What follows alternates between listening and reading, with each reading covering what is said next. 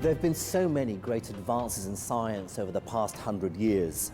Everything from relativity and quantum mechanics to electronics, computing and space travel. But none of this progress would have been possible without the mathematisation of science and the development of algebra.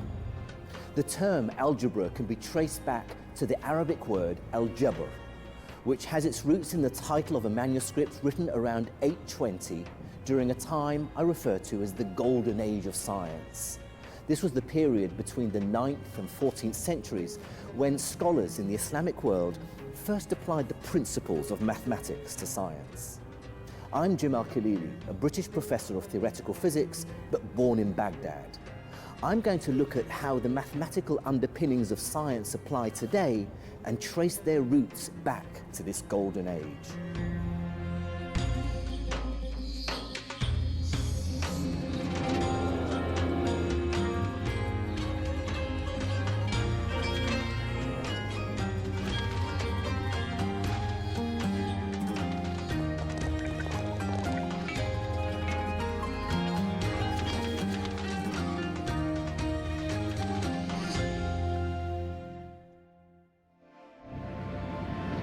Aviation is one of the most remarkable achievements of modern science.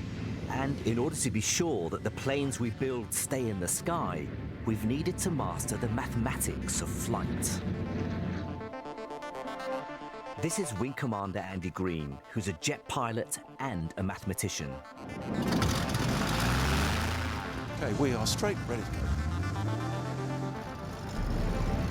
And you have a mathematics background, so you understand more than most the mathematics involved in aviation, in flying. Absolutely. It is a great way to be able to understand how to fly an aeroplane, to understand the dynamics of what's actually going on in the aircraft, because I can actually dig into the equations and understand the science behind it.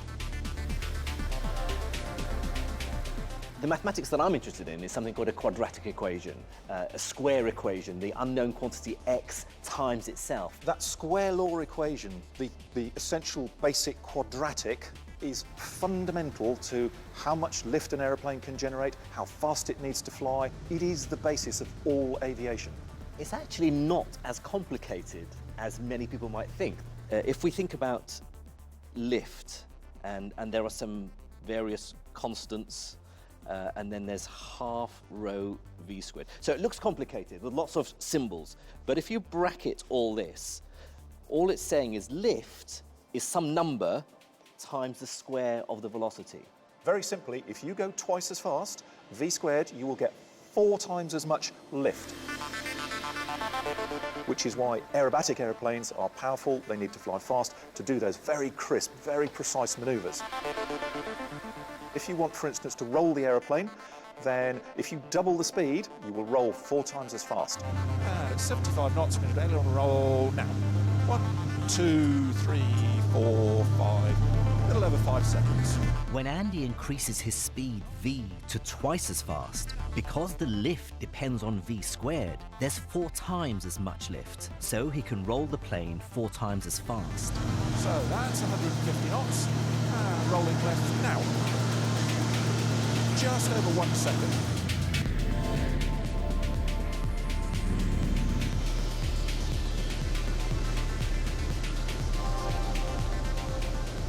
Our modern methods for solving mathematical problems like these, involving quadratic equations, go all the way back to the Golden Age. In fact, to the wonderfully titled book, Al-Kitab al-Mukhtasar fi Hisab al-Jabr wal-Muqabala, which translates as the compendious book on calculation by completion and balancing. It was written by the 9th century Persian mathematician Al-Khwarizmi. Now, Al-Khwarizmi wasn't the first man to solve quadratic equations. They go all the way back to antiquity. But he was certainly the first mathematician to provide the general method, the technique, the recipe for solving them, what we would today call the algorithm, a word derived from Al-Khwarizmi's Latinized name, algorithmus. He was also rightly regarded as being the father of the field of algebra. Even the term algebra comes from the word al-jabr in the title of his book. What's most remarkable about this mathematical textbook, though, is not that it has any equations in it, because Al-Khwarizmi wrote his whole book in words alone. Al-Khwarizmi's book contains many practical, everyday problems of the time, such as dividing up land, paying laborers, or splitting up inheritance. Businessmen and traders would have found the equations particularly helpful. Qatari businessman Ali Sultan al-Hajri grew up in the desert raising camels and still keeps a herd today. So Ali, these are beautiful camels. Thank you. How important are camels in Arabian and Bedouin culture? Well, camels are very important in the Bedouin culture for transportation, for milking, for meat. It's very important, yeah. And if I wanted to buy a camel, I mean, what sort of price would they fetch? Racing camels is very expensive, you know, run between 50,000 to several million riyals. Wow. Yes. The beauty camels is very expensive. You're talking about several millions, you know. It's not, this is jealous again. They're see? both jealous, yes. Yes. They want the attention. So it's very, very important, I mean, very expensive, around up to 20 million riyal, yeah, maybe more. A simple one is maybe 5,000, 2,000. I ask you this because I want to use the value of a camel to carry out a particular mathematical calculation. Wow. I want to give you a problem and show you the sort of thing that Al-Khwarizmi wrote about in his book of algebra. I'm going to use the example of a man who dies owning just one camel, which of course has to be sold. Now, what if that camel fetched 80 dirhams? The man has a friend to whom he bequeaths a quarter of his money. He leaves a widow to whom he bequeaths 1/8, and he has 3 sons. How much does each son get?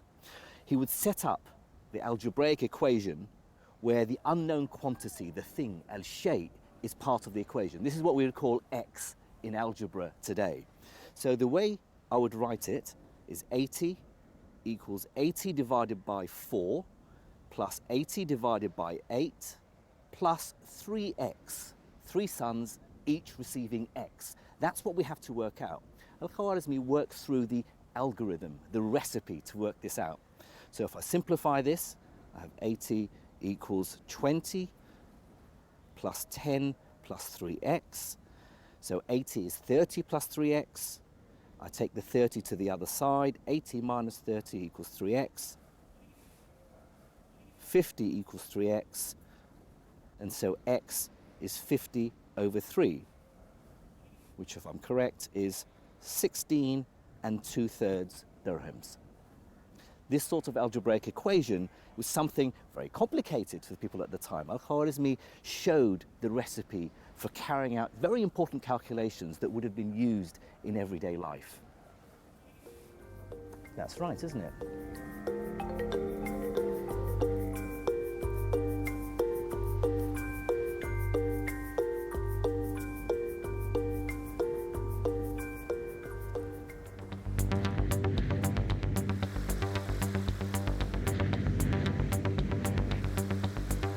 Andy Green isn't just a pilot, he's also a world record holder. In 1997, he became the first and only driver to officially travel on land faster than the speed of sound. It is the longest standing record in history, and up till this point, nobody has broken it. That's about to change. We're building a new car to go a lot faster.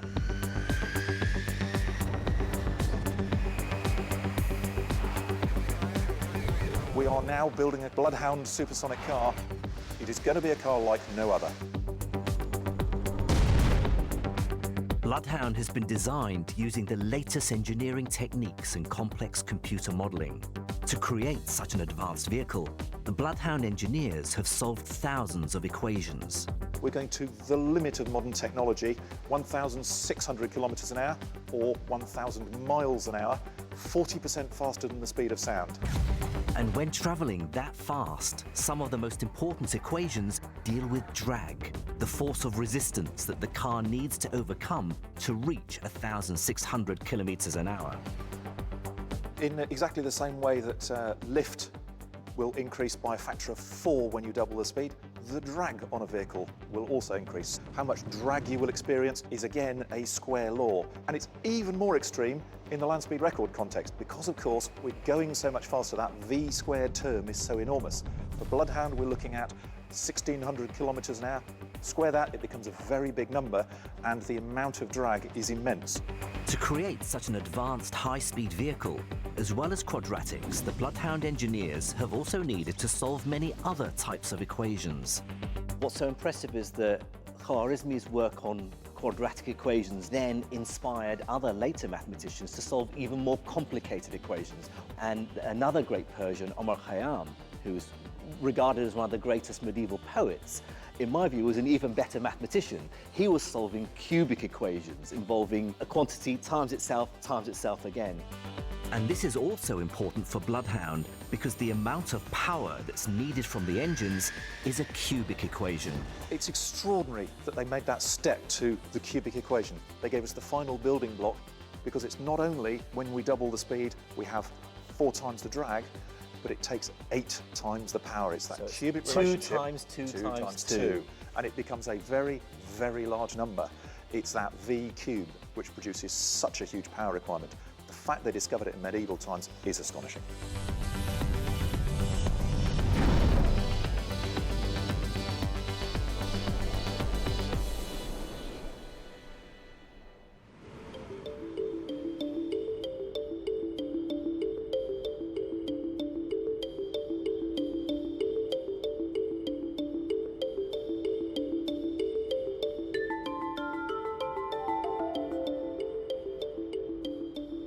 Al-Khwarizmi was just one of the many scholars who flourished in the 9th century.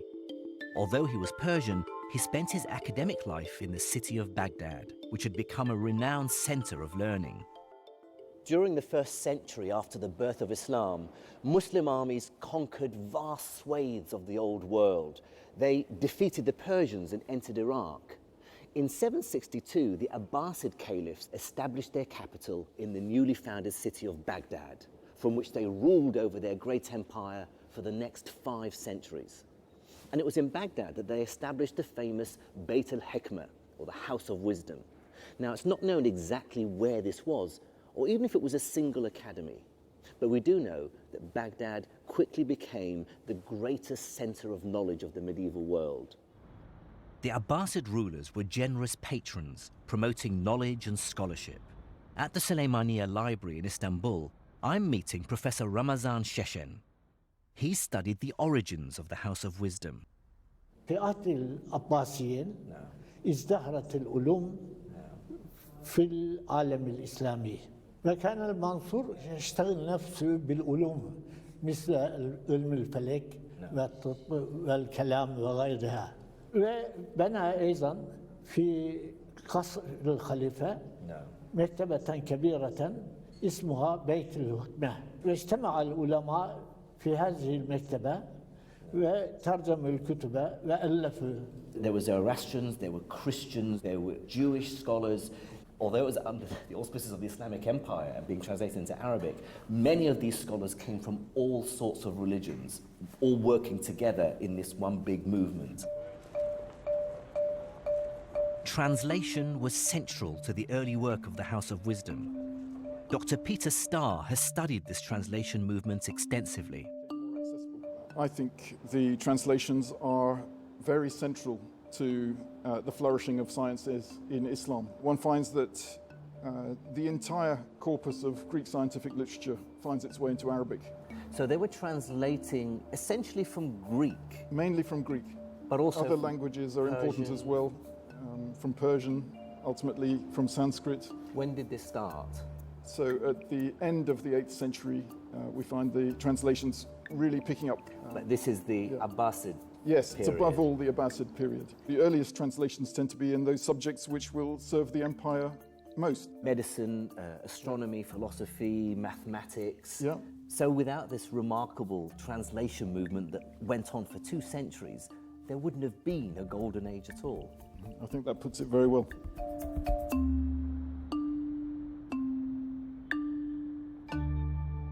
The House of Wisdom was much more than just a library or translation house. This was the high point of Islamic civilization, an unrivaled center of scholarship and learning. Drawing on Greek, Persian, and Indian texts, the scholars there amassed a vast collection of world knowledge and then built on it through their own discoveries.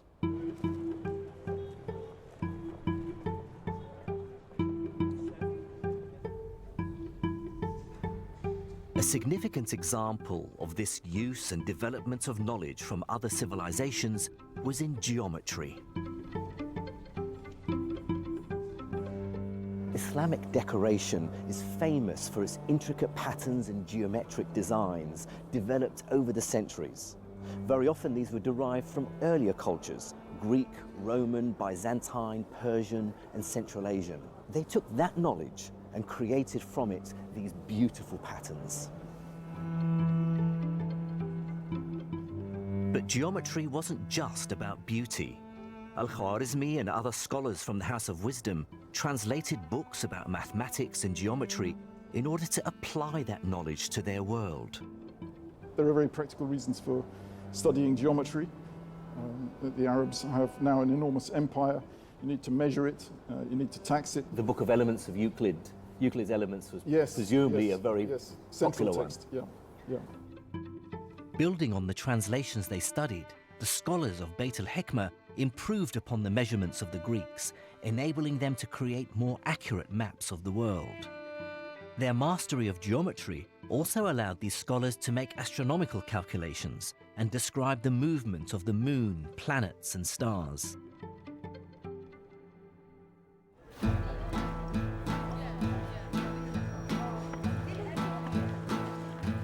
For shop owners and merchants, one of the most fundamental aspects of mathematics was simply how to write numbers down.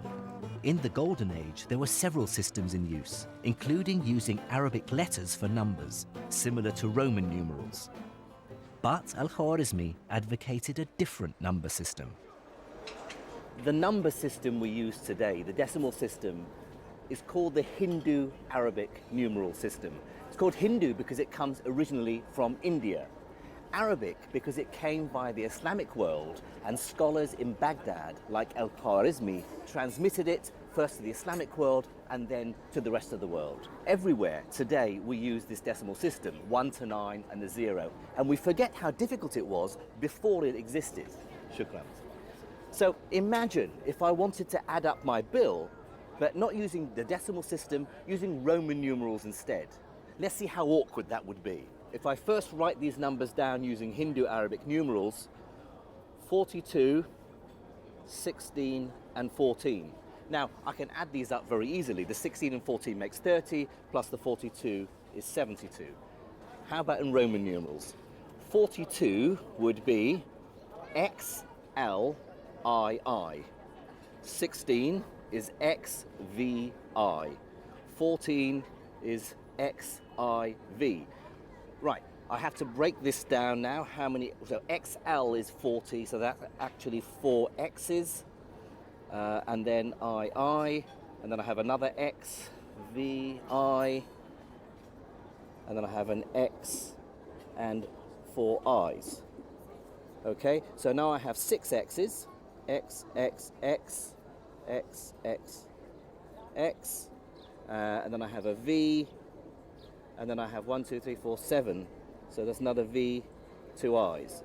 They give me another X. So finally I have 1, 2, 3, 4, 5, 6, 7. That's L, X, X, I, which is 72. So I've got the right number, but it took a lot longer to calculate.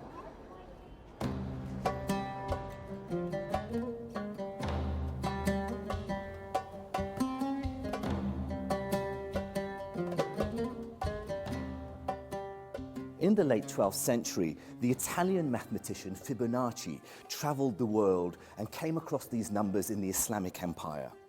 In 1202, he wrote his book Liber Abaci, the Book of Calculation, in which he promoted the use of Hindu-Arabic numeral system over the Roman numerals, describing its many benefits for both merchants and mathematicians alike. However, uptake of the system was slow, both in the Islamic world and in Europe. In Florence in 1299, they banned these numerals on the pretext that they were easier to falsify than Roman numerals. However, common sense eventually prevailed, and the numeral system was adopted throughout Europe in the 15th century, 600 years after it was introduced to the Islamic world. One of the most important fields of modern mathematics is computer encryption. From email confidentiality to government security, encryption plays a big role in an increasingly online digital world. And the study of encryption goes all the way back to the 9th century and the work of another famous mathematician from Beit al-Hikmah. This is a very interesting book. I'm trying to figure out exactly what it's telling us. It's a book by Al-Kindi, the philosopher of the Arabs. Now, Al-Kindi was a great polymath. He was a philosopher, he was a mathematician, he was a musician. And I think the part here he talks about, he's got a disc with the Arabic alphabet, and he talks about counting the number a particular symbol appears. Al-Kindi figures out the idea of frequency analysis, that when a letter appears a certain number of times, if it's more common than other letters, you can work out what it is. Al-Kindi's text is the earliest known description of frequency analysis, but that text was only discovered in 1987. Before that, we had no idea that this supposedly modern technique for studying encrypted messages was in use over 1,000 years ago. Now, one of the oldest and most simplest ways to encrypt a message, to make it secret, is simply by substituting each letter by a different one. Let me show you. Imagine we have a simple sentence. Al-Kindi was a famous scholar. Now, provided we have the key, the encryption key, which is also called the cipher, which, by the way, comes from the Arabic word sifr, which means 0. With this cipher, I represent each letter with a different one. So by looking at the table, I would see that A corresponds to L, and L corresponds to K. K for Kindi, K corresponds to V, and so on. In this way, I can turn this sentence into something that's not readable unless you have the cipher. What if we have a paragraph like this, which looks completely like gobbledygook? Without the key, without the cipher, I can't work it out. Now, if you don't have the cipher, you can use frequency analysis to try and figure out the meaning. I know that the 5 most common letters in the English language are E, T, A, O, and I. So if I replace these into that text, I can start to see patterns emerging. For instance, if I look at the most frequently occurring letter in the text, it's W. So I'm guessing W is most likely E. And I carry on like this until I start to recognize individual words. So for instance, a 3-letter word that begins with T and ends with E is most likely the. That gives me the code for the letter H, and so on.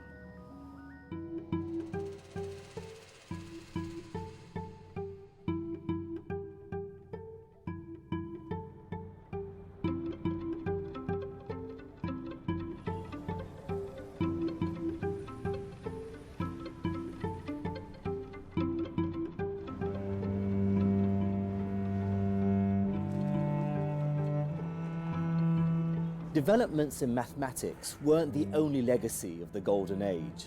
The translation movement had introduced scholars to a wide range of subjects, and they made advances in fields as diverse as astronomy and medicine. They took the mathematics they developed and applied it to optics, chemistry, and engineering. Science was now no longer just a philosophical pursuit. The mathematization of science paved the way to a multitude of scientific advances. Next time, we look at state-of-the-art robotic engineering. So you can see it moves not like a robot, but a very human and fluid movement. But discover that the idea of automatic machines goes back over 1,000 years. That's fantastic. In a sense, this is an early programmable machine. It is very much so. We find out about complex mechanisms, such as clocks, musical instruments, and water pumps. As the water moves the water wheel round, that's moving backwards and forwards. It's like a double piston. And investigate whether Abbas ibn Farnas could fly all the way back in the 9th century.